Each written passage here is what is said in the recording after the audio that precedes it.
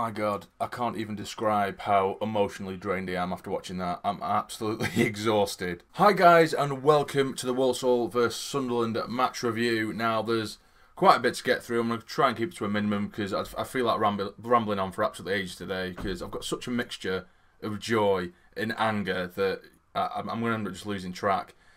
So again, I did do the score predictions on the Instagram, on the channel's Instagram, and let's see who I'm going to pick. And yet again, for the second week in a row, it looks like nobody has got it. Nobody's got it after nearly just under 100 predictions I've got in, and no one has got it right. Everyone goes for a Sunderland win, or if they do go for a draw, it's normally 1-1. But the game did finish 2-2.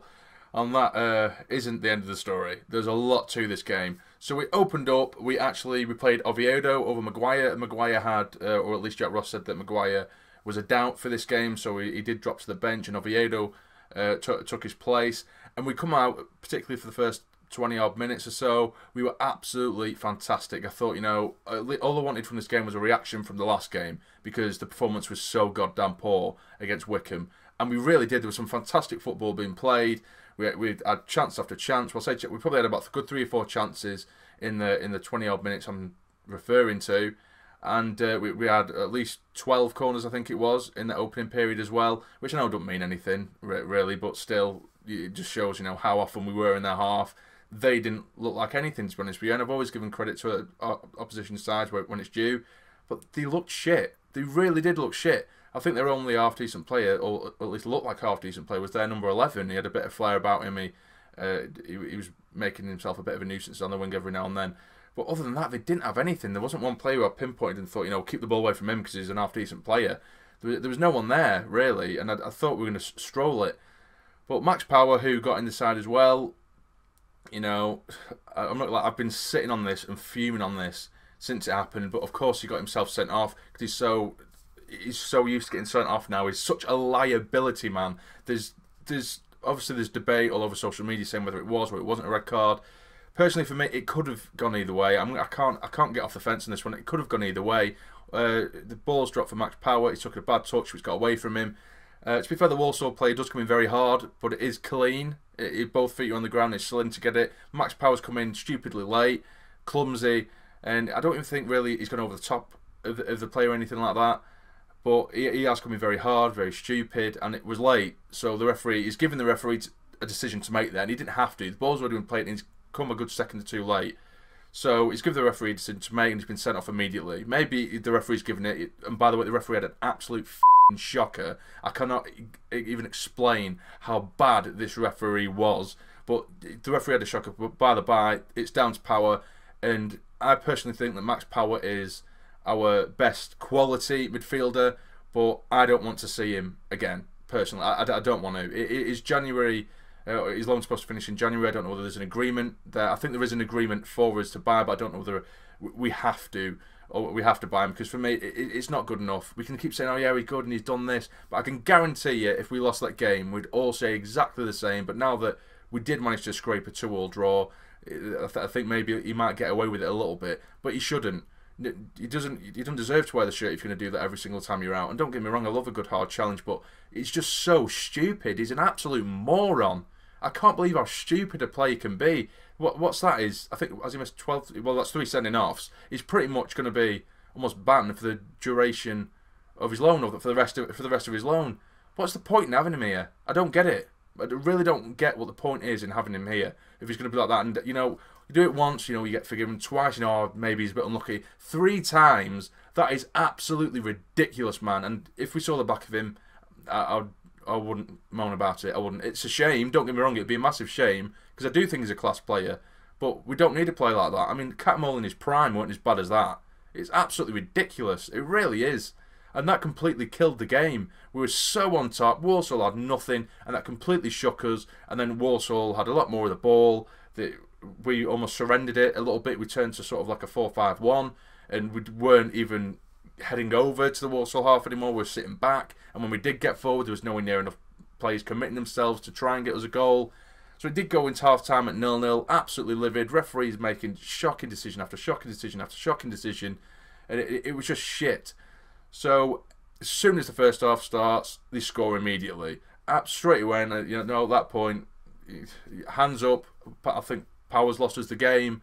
They're going to go and score 2, 3, 4 more because it was just utter shite defending. They put the ball in the back of the net, and they get a second. They get a second as well. And to be fair, even at the end of the second half, at the end periods or the latter stages of the first half, they could have scored then a couple of times. Walsall, the one chance where the bit of miscommunication between Flanagan and the keeper, players nicked in. He's completely open goal. He is stumbling a little bit, a bit uneven, and he's hit the post with a completely open goal. They had a goal disallowed as well. So, if Walsall went away with a defeat, then, I couldn't... Of course, I can moan about it, but I wouldn't complain because they would have deserved it. But we did somehow, some way, manage to get ourselves back into it with McGeady. Ball's played in, and he does get a volley in, and it finds its way into the bottom left-hand corner. And I'm thinking, no way we're going to do this. There's not a chance. But it really uplifted us in the second half, which was pretty much mainly Walsall. It was just so scrappy. It was fouls, just constant fouls. Referee giving ridiculous decisions. There was a time where a ball was played over the top. There was 2 Walsall players who were completely offside, easily 5 yards, easily. And the referee's waiting for the linesman to put up his flag, and he doesn't. And Flanagan's gone absolutely mad at the linesman. The referee had to blow the whistle for it. Just little things like that. And the linesman didn't put his flag up, and the referee shows question like, right, he's not helping me here because even I could see it. The referee could even see it at the miles offside. Yet the linesman, the freaking moron. I know I keep using the word moron, but I don't give a shit. The linesman just stood there like an absolute plonker, waving play on when they're miles offside. There was a time I know that wasn't the referee necessarily, but still the officials absolute idiots. And there was another time where balls played hoofed upfield. Gooch contests one of the Walsall players. The Walsall player's absolutely all over him, wrestles him to the ground. The referee gives nothing. Within seconds after that player who did wrestle Gooch to the ground, he won the header. Ball's bobbling, and another Walsall player comes flying in with a high foot, just misses McGeady, and the referee doesn't give anything. And there's the slightest shoulder barge to contest the next ball from our player, and they give a free kick. They just took the absolute piss from start to finish, that referee. But luckily, in the dying moments of the game, we get another goal. Finally, well, I say finally, but I suppose in a sense, I'm trying to come up with some kind of positive because I'm buzzing that the opening 20 minutes. I am with 11 men on the pitch.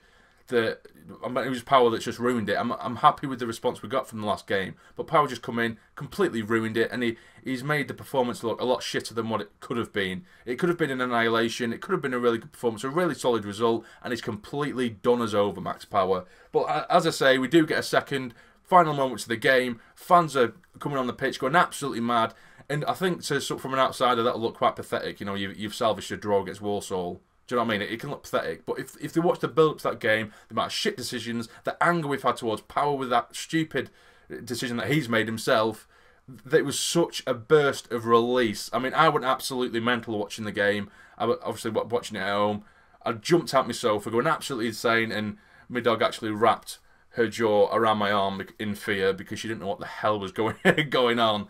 But at least, as a positive, we can say with 10 men for the third time, or fourth time, how many times players have been sent off already this season. I think we've 5 sending off 6. I don't have a clue anymore.